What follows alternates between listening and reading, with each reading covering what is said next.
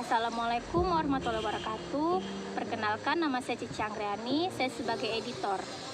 Assalamualaikum warahmatullahi wabarakatuh. Perkenalkan, nama saya Enianti. Di sini saya berperan sebagai animator. Perkenalkan, nama saya Nadia Rajab. Di sini saya sebagai editor. Perkenalkan, saya atas nama Sutini Bongi. Di sini saya berperan sebagai kameramen.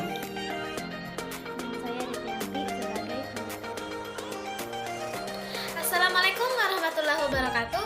Halo Young Generation. Di sini kami akan membahas materi mengenai risiko kehamilan remaja.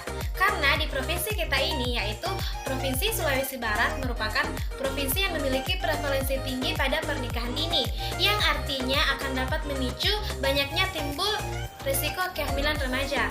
Nah, untuk teman-teman yang ingin mengetahui atau menambah ilmu mengenai risiko kehamilan remaja, silahkan nonton video ini. Sebelum kita masuk materi, terlebih dahulu kita harus mengetahui dulu apa itu remaja. Menurut WHO, 2017 mengatakan bahwa remaja merupakan masa tumbuh kembang manusia setelah masa kanak-kanak dan sebelum masa dewasa dengan kisaran umur yaitu 10 sampai dengan 19 tahun. Kemudian pembagian remaja yang pertama yaitu pada umur 10 sampai dengan 13 tahun merupakan remaja awal, kemudian 14 tahun sampai dengan 16 tahun merupakan remaja pertengahan, dan 17 sampai dengan 19 tahun merupakan pertengahan akhir.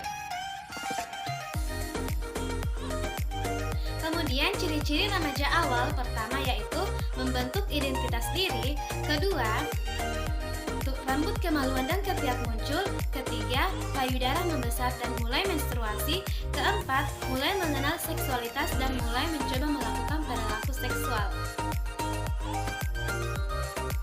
Ciri-ciri remaja akhir pertama yaitu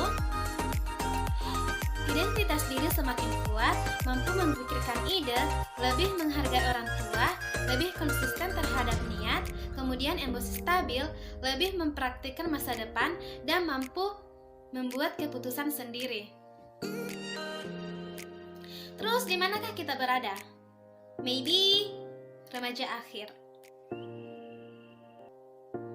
Kemudian selanjutnya, pada remaja mengalami perubahan fisik remaja, yaitu mengalami pubertas, di mana remaja akan mengalami yang namanya timbulnya jerawat, kemudian akan mengalami menstruasi, yang akhirnya dapat memicu atau menimbulkan kehamilan.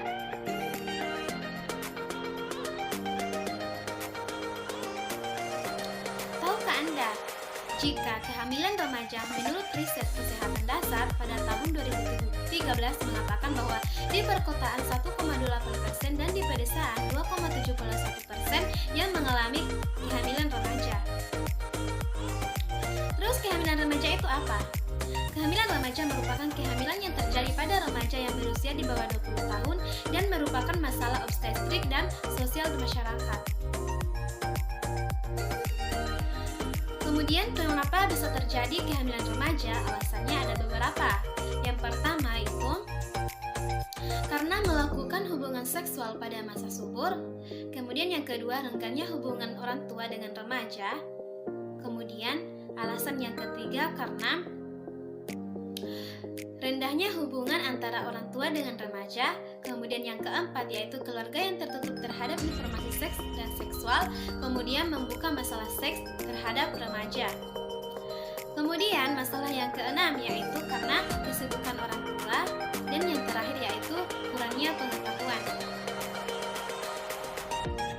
Pada masa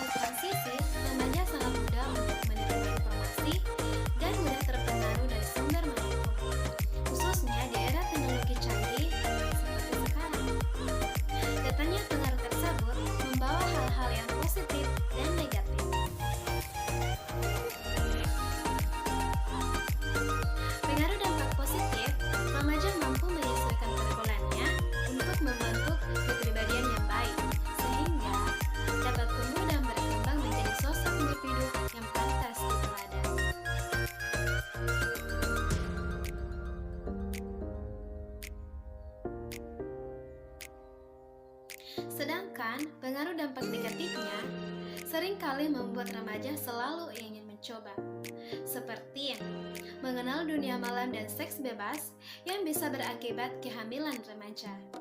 Tentu itu semua akan merenggut masa depan yang cerah dan masa depan remaja yang berkualitas. Dampak seks bebas yang paling dirasakan langsung oleh remaja adalah kehamilan.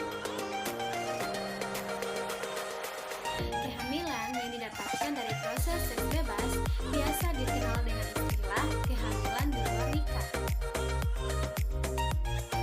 Kehamilan di luar nikah memberikan risiko psikologis pada kelangsungan masa depan remaja. Remaja yang hamil di luar nikah menghadapi berbagai masalah psikologis, yaitu rasa takut, kecewa, menyesal, dan rendah diri terhadap kehamilan. Remaja cenderung belum siap untuk menerima dampak yang akan ditimbulkan, terlebih untuk masa depannya. Mereka akan merasa banyak masalah, seperti yang pertama yaitu alat reproduksi yang belum siap menerima kehamilan sehingga dapat menimbulkan berbagai bentuk komplikasi. Kemudian yang kedua yaitu remaja yang sedang menuntut ilmu akan dapat mengalami putus sekolah. Kemudian yang ketiga yaitu perasaan tertekan karena mendapat cercaan dari keluarga, teman, dan lingkungan masyarakat dan tersisih dari pergaulan. Kemudian yang selanjutnya yaitu faktor fisik. Yang pertama yaitu disertai penyakit hubungan seksual dan adanya penyulitan saat persalinan. Kemudian selanjutnya yaitu tumbuh kembang janin terhambat, keguguran, prematur, cacat, dan BBLR. Kemudian cara menanganinya yaitu pertama, pendidikan seks penyuluhan di sekolah, rumah, menghindari dengan lawan jenis, pantang seks bagi remaja. Kemudian pelayanan kesehatan reproduksi bagi remaja dan juga berpartisipasi dalam komunitas reproduksi, keterampilan, pengembangan bakat, dan keagamaan. Dan kesejahteraan keluarga yaitu pertama disiplin tanpa mengekang, memperbaiki komunitas orang tua bersama dengan remaja. Dan yang paling penting adalah fokus terhadap pendidikan.